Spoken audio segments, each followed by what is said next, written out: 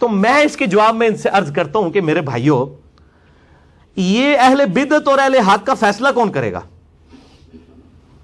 اس کے لیے میں مشورہ دوں گا کہ بریلوی، دیوبندی، اہل حدیث، اہل تشیع، جو بڑے بڑے 4 گروہ ہیں، یا ان کے بھی جتنے آف شوٹس ہیں، حنفی، شافعی، مالکی، حنبلی، یا اثنا عشری ہوں، زیدیہ ہوں، یہ سب کے سب لوگ ایک APC بلا لیں، آل پارٹیز کانفرنس، جس میں یہ ڈکلیئر کریں کہ یہ اہل حق ہے، باقی سب اہل بدعت ہیں، تاکہ ہمیں پتہ چلے کہ ہم پھر مسئلہ جو ہے وہ اہل حق سے جا کے پوچھ لیں۔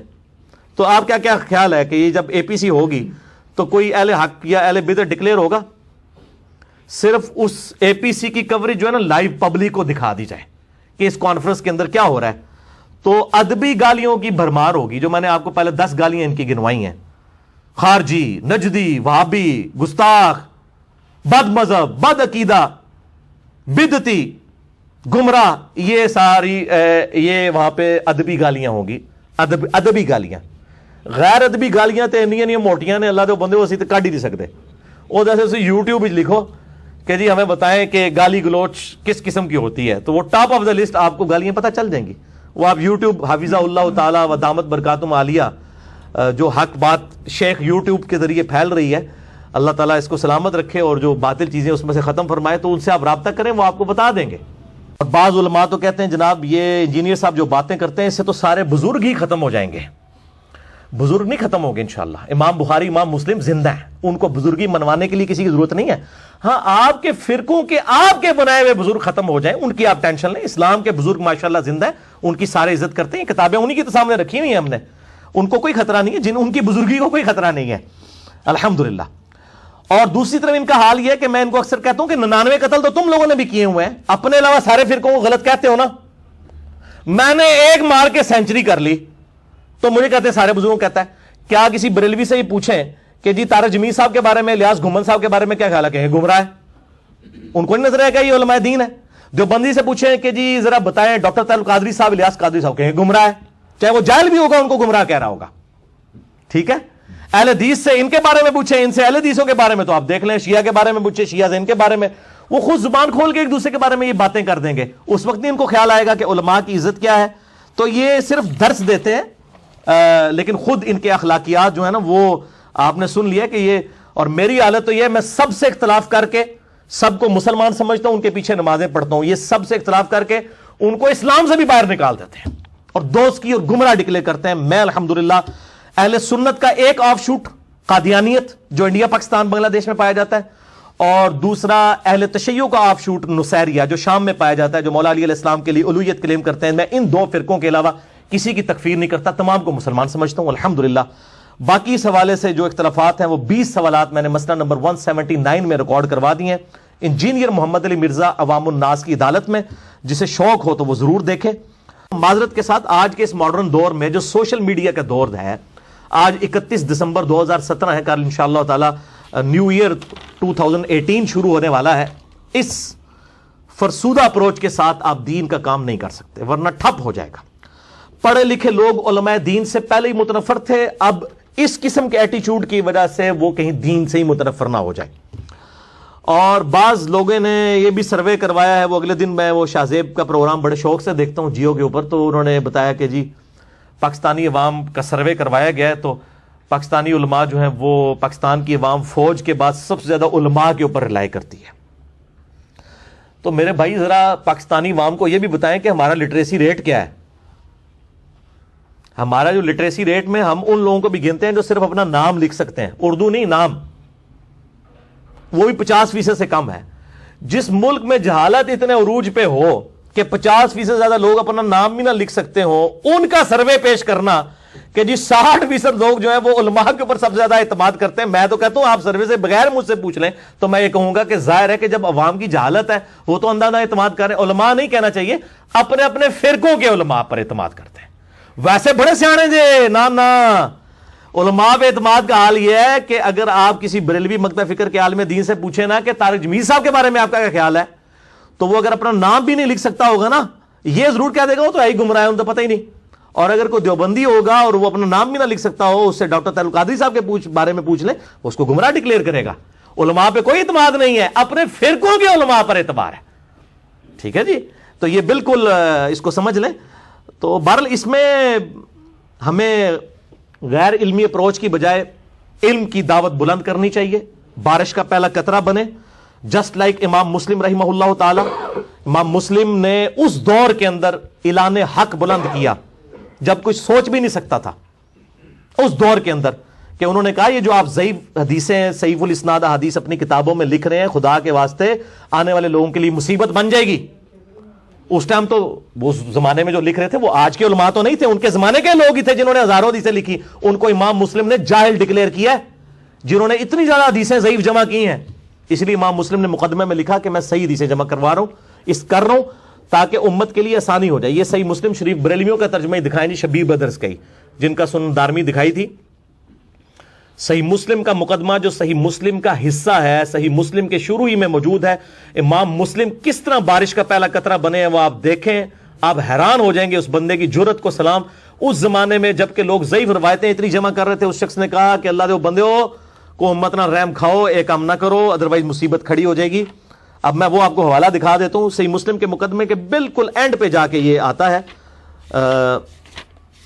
وہ میں نے انڈر لائن بھی کیا ہوا ہے, یہاں پہ آپ کو دکھا بھی دیتے ہیں. یہ جی ریڈ کلر والا دکھائیں جی ان کو. امام مسلم رحمہ اللہ تعالی نے کہا کہ حدیثیں جو ہیں ان سے یا تو دین کا کوئی حلال و حرام کا مسئلہ اخذ کیا جاتا ہے, یا امر اور نواہی کا مسئلہ یعنی حکم دینا اور روکنا, اور یا نیک اعمال کی ترغیب دلانا اور برے اعمال سے روکنا. یہ تینوں کیٹیگریز انہوں نے بتائیں. احکام اور امر بالمعروف و نہی عن المنکر اور الترغیب والترہیب. وہ کہتے ہیں خدا کے لیے یہ کام نہ کریں, ادروائز یہ روایتیں ہمارے گلے فٹ ہو جائیں گی. آپ ذرا الفاظ سنیں. اور وہ اینڈ پہ کیا کہتے ہیں کہ وہ علماء جاہل ہیں جو ضعیف روایات اپنی کتابوں میں جمع کر رہے ہیں. یہ انہوں نے اپنے زمانے کے علماء کو کہا. میں اگر اس میں نام لے دیا نا کسی بڑے محدث کا تو لوگ میرے پیچھے پڑ جائیں گے. ان کے زمانے میں زیادہ کنہوں نے ضعیف روایتیں جمع کی ہیں, وہ بڑے بڑے محدثین ہیں, ہزاروں کی تعداد میں, اور آدھی سے زیادہ ضعیف ہی ہیں سوائے بخاری مسلم کو چھوڑ کے. اب وہ کہتے ہیں کیونکہ دینی معاملات کے بارے میں احادیث کا تعلق کسی چیز کو حلال قرار دینے یا حرام قرار دینے یا کسی امر یا کسی نہی یا ترغیب اور ترہیب کے ساتھ ہوتا ہے, اگر راوی سچائی اور امانت کا معدن نہ ہوا ہو اور پھر جو شخص اس کی خامیوں سے واقف ہونے کے باوجود اسے ان لوگوں کے سامنے بیان نہ کرے جو اس سے ناواقف ہیں, تو ایسا شخص عام مسلمانوں کو دھوکہ دینے کی وجہ سے اپنے اس عمل کے باعث گناہگار ہوگا. کیونکہ جو شخص ایسی روایات کو سنے گا وہ اس پر عمل شروع کر دے گا یا اس کے بعض حصے پر عمل کرے گا. تو ایسا ہو سکتا ہے کہ ایسی کوئی روایت یا اس کا اکثر جھوٹ پر مشتمل ہو اور اس کی کوئی حقیقت نہ ہو. باوجود یہ کہ مستند راویوں کے حوالے سے منقول صحیح حدیث اتنی زیادہ موجود ہیں, کسی غیر مستند راوی کی روایت کی ضرورت ہی باقی نہیں رہتی. وہ کہتے ہیں صحیح حدیثیں تھوڑی ہیں کہ آپ نے ضعیف جمع کرنی ہے. ہم کہتے ہیں ضعیف روایتیں, نہیں ضعیف روایتیں, اور روایت تو ہے نا, ڈگری تو ڈگری ہوتی ہے چاہے اصلی ہو یا جعلی, حدیث تو حدیث ہی ہوتی ہے نعوذ باللہ اصلی ہو یا جعلی. پھر لکھتے ہیں ہم نے ضعیف روایات اور مجہول اسانید کے بارے میں جو کچھ بیان کر دیا, ہمارا نہیں خیال کہ اب اس کی معرفت کے بعد کوئی شخص انہیں روایت کرنے کی کوشش بھی کرے گا جبکہ اسے پتہ چل جائے کہ ان میں کتنی کمزوری اور ذوق پایا جاتا ہے.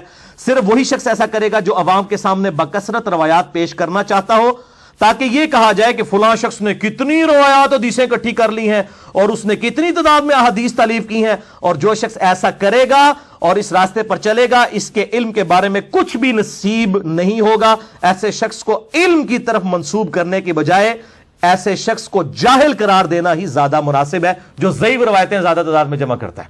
آج دے اکثر علماء امام مسلم کے نزدیک اور ان کے زمانے کے بھی بڑے بڑے محدثین جاہل کہلوانے کے حقدار ہیں. میں بغیر نام کے کہہ رہا ہوں, اہل علم کو پتہ چل جائے گا کس طرف اشارہ ہے جو ضعیف روایتیں جمع کرتے رہے ہیں. اور آج وہ کہتے ہیں جی ہماری حدیثیں بھی تو ہے نا, دیکھ لو. تو امام مسلم نے اس زمانے میں علم بلند کیا. الحمدللہ میں بھی یہ کہتا ہوں ہم نے بھی اس زمانے کے اندر یہ علم بلند کیا ہے.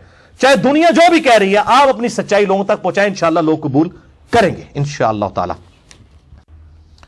اور اس کی بنیاد پہ پھر ہم کسی سے بھی اختلاف رائے کر سکتے ہیں. جو امام مالک رحمہ اللہ تعالی المتوفا 179 ہجری کا قول ہے, جو تواتر کے ساتھ اہل سنت کے سارے محدثین نے, فقہا نے نقل کیا ہے کہ وہ قبر رسول صلی اللہ علیہ وآلہ وسلم کی طرف اشارہ کر کے کہا کرتے تھے کہ اس صاحب قبر صلی اللہ علیہ وآلہ وسلم کے علاوہ دنیا میں کوئی ایسا شخص نہیں ہے کہ جس سے اختلاف نہ ہو سکے سوائے آپ صلی اللہ علیہ وآلہ وسلم کے. اور آپ صلی اللہ علیہ وآلہ وسلم جو صاحب قبر ہیں, صلی اللہ علیہ وآلہ وسلم. انہیں کی ہر بات مقبول ہے, کوئی بات مردود نہیں ہے. ان کے علاوہ کوئی شخص روئے ارض پہ نہیں ہے کہ جس کی ہر بات ہی مقبول ہو, کیونکہ قرآن پیچھے کھڑا ہے گارنٹی میں. ما ضل صاحبکم وما غوا, تمہارے نبی نہ کبھی بہکے ہیں نہ کبھی بے راہ چلے. یہ صرف نبی کے لیے گارنٹی ہے, اور کسی غیر نبی کے لیے گارنٹی نہیں, چاہے وہ کتنے ہی بڑے مرتبے پر فائز ہو, چاہے کوئی صحابی ہو, تابعی ہو, تبع تابعی ہو, کوئی محدث ہو, مفسر ہو. یہ گارنٹی صرف نبی صلی اللہ علیہ وآلہ وسلم کے لیے. تو اختلاف رائے پھر ہو سکتا ہے. اور جاوید احمد غامدی صاحب کا ایک کال میں اکثر پیش کرتا ہوں, مجھے کئی معاملات میں ان سے اختلاف بھی ہے, اور میرے کئی لیکچرز اس اختلاف کے اوپر ریکارڈڈ موجود ہیں. لیکن میں حق بات تو ہر بندے کی کوٹ, میں تو انگریزوں کی باتیں بھی کوٹ کر رہا ہوتا ہوں, تو غامدی صاحب تو پھر بھی کلمہ کو مسلمان ہیں الحمدللہ, اور کئی معاملات میں کئی علماء سے بہتر ہیں, کئی معاملات ان کے بہت خراب ہیں. میں وہ ریکارڈنگ میں بھی لے آتا ہوں, آپ جا کے لکھ دیں کہ جاوید احمد غامدی ان دا سائٹ آف انجینئر محمد علی مرزا, تو لاکھوں لوگ میرے یوٹیوب کے اوپر کلپ دیکھ چکے ہیں, کئی کلپس ریکارڈڈ ہیں, وہ دیکھ سکتے ہیں. بال غامدی صاحب کا ایک جملہ بہت زبردست ہے کہ علم کے میدان میں جذبات کی کوئی حیثیت نہیں ہوتی. جب آپ علم کے میدان میں اترے ہیں تو پھر آپ جذبات کو باہر رکھ کے آئیں گے, آپ کو پھر علمی دلیل دیکھنی ہوگی. یہ نہیں کہیں گے یار وہ اتنے بڑے بزرگ کو غلطی کیسے لگ گئی, آپ ویسے بات تو ٹھیک کر رہے ہیں, قرآن میں تو یہ لکھا ہے, لیکن وہ بزرگ پھر یہ کیوں کہہ گئے, یہ نہیں پھر آپ بات کریں گے, پھر آپ قرآن کو وہی کوئی حق پہ مانیں گے. وَإِنِ اهْتَدَيْتُ فَبِمَا يُوحِي إِلَيَّ رَبِّي, اگر ہم ہدایت پہ ہونے کا دعویٰ کر رہے ہیں تو اس وحی کی بنیاد پر جو کتاب و سنت کی شکل میں ہم تک پہنچی ہے الحمدللہ. تو 20 فروری 2017 کو, یعنی آج 31 دسمبر 2017 ہے, آخری دن ہے 2017 کا, اسی سال کے شروع میں 20 فروری 2017 کو جاوید احمد غامدی صاحب آئے ہوئے تھے پاکستان, اور ملاقات کے لیے میری بڑے عرصے سے خواہش تھی ان سے. پھر انہوں نے بلوا لیا, میری ان کے ساتھ تقریباً 2-2.5 گھنٹے کی ملاقات ہوئی ایک بہت بڑے ہوٹل کے اندر لاہور میں. تو وہاں پہ میں نے ان کو کہا کہ مجھے یہ آپ کا جملہ بڑا پسند ہے کہ علم کے میدان میں جذبات کی کوئی حیثیت نہیں ہے. اور پھر میں نے کہا شیخ صاحب میں نے بھی اس کے اوپر ایک تضمین کہی ہے, اسی جملے کو میں نے وہ جیسے ہماری انجینئرنگ کی لینگویج میں ہوتا ہے نا, اینڈ وائس ورسا, اس کا الٹ بھی درست ہے. تو اس کا وائس ورسا یہ ہے کہ انڈیا پاکستان بنگلہ دیش کے اندر جذبات کے میدان میں علم کی رتی برابر کوئی حیثیت نہیں ہے. آپ لوگوں کو علمی باتیں کرتے رہو, کہتے ہیں جی علم بس کریو یار, ہے کہ نہیں. تو اس پہ غامدی صاحب بڑے مسکرائے اور بڑے محظوظ ہوئے. میں نے کہا جی یہ انڈیا پاکستان کے اوپر یہ ہے مسئلہ, اور بنگلہ دیش کے اندر, کہ یہاں لوگوں کی سوچ ایسی بنا دی ہے کہ علم اس جذبات کے میدان میں علم کی رتی برابر کوئی حیثیت نہیں ہے. وہ جناب کہیں گے علم بس کریو یار, اسی طرح نچ کے مرشد بنانا ہے, عشق دے چلے نمبر لے گئے. عقل والے آتے ہیں انجے ہی عمرہ گالیاں, اور قرآن کیا کہہ رہا ہے, انما یخشى اللہ من عبادہ العلماء, اللہ کی معرفت اور خشیت صرف اہل علم کو ہے. قل هل يستوي الذين يعلمون والذين لا يعلمون انما يتذكر اولو الالباب, اے نبی فرما دیجئے صلی اللہ علیہ وآلہ وسلم, علم والے اور بغیر علم والے برابر نہیں ہو سکتے, نصیحت تو نہیں حاصل کرتے مگر عقل والے. لیکن ان کو قرآن پڑھے گا تو انہیں پتہ لگے گا نا کہ قرآن میں کیا لکھا ہوا ہے. ان کی تو مت مار دی ہوئی ہے انہوں نے. تو جذبات کے اس عجیب و غریب میدان میں سب کانٹیننٹ کے علم کی رتی برابر حیثیت نہیں, لیکن الحمدللہ لوگ حق بات بھی لاکھوں کی تعداد میں ہیں جو لوگ قبول کر رہے ہیں. ہم بالکل نا امید نہیں ہیں, یہ دعوت بلند کی تھی الحمدللہ, اللہ تعالیٰ نے دنیا کے ہر بر اعظم تک پہنچائی ہے. اور اردو زبان میں الحمدللہ, مطلب میں یہ تحدیث نعمت کے طور پہ کہتا ہوں, میں کوئی کمائی نہیں کر رہا, ورنہ ہم اپنا چینل مونیٹائز کریں, ہماری تقریباً 15 سے 20 لاکھ روپیہ مہینے کی انکم بنتی ہے گھر بیٹھے ہوئے. اگر اسے مونیٹائز کرنا شروع کر دیں یوٹیوب کے اوپر, نہیں کر رہے ہیں. اور میری طرف سے کسی کو اجازت نہیں کہ میرے لیکچرز کو مونیٹائز کریں, میں بار بار لوگوں کو منع کر رہا ہوں, مطلب یہ میری بدنامی کا سبب نہ بنے. اگر آپ نے اللہ کے لیے کام کرنا ہے یہ حرکتیں مت کریں, میری طرف سے کسی کو اجازت نہیں. اپلوڈ کرنے کی اجازت ہے, وہ بھی کاٹ چھاٹ کے نہیں, پوری بات, لیکن مونیٹائز کرنے کی کسی کو اجازت نہیں ہے. تو الحمدللہ یہ بات پہنچ رہی ہے, اور حق کی آواز جو ہے وہ اثر رکھتی ہے. آپ بے فکر رہیں, آپ اگر سچائی کے ساتھ بات کر رہے ہیں, اللہ تعالیٰ آپ کی بات لوگوں تک پہنچائے گا انشاءاللہ تعالیٰ. تو آج اردو زبان کے اندر اتنی بڑی ویورشپ کسی کی نہیں ہماری, یعنی پر منتھ 1.5 سے 2 لاکھ جو آپ سمجھ لیں ویورشپ ہے روزانہ کے اعتبار سے, یعنی مہینے میں 40-50 لاکھ لوگ, روزانہ کی 1.5 سے 2 لاکھ ویورشپ ہے 24 گھنٹے کے اندر. بعض کا 3-4 لاکھ ویورشپ آتی ہے. وہ یوٹیوب کے چینل کے اوپر پورا انالیسس اس کا آ جاتا ہے ایک ایک دن میں 2 سے 3 لاکھ لوگ وزٹ کرتے ہیں ہمارے یوٹیوب کے چینل کو، ایک چینل کو جو شارٹ کلپس والا ہے انجینئر محمد علی مرزا. اور باقی لوگوں نے جو کیے ہیں آپ دیکھ لیں، بلکہ اس وقت تو جس نے بھی کوئی کمائی کرنی ہوتی ہے وہ میرے ہی کلپ چڑھا دیتا ہے. باقی لوگ تو تقریباً آپ دیکھیں، میں فخر کے طور پہ نہیں بتا رہا، میں آپ کو سچائی کی بات کر رہا ہوں. الحمدللہ پہنچ رہی ہے. لہذا پریشان نہ ہو اور ہمت نہ ہاریں، اس بات کو لوگوں تک پہنچائیں.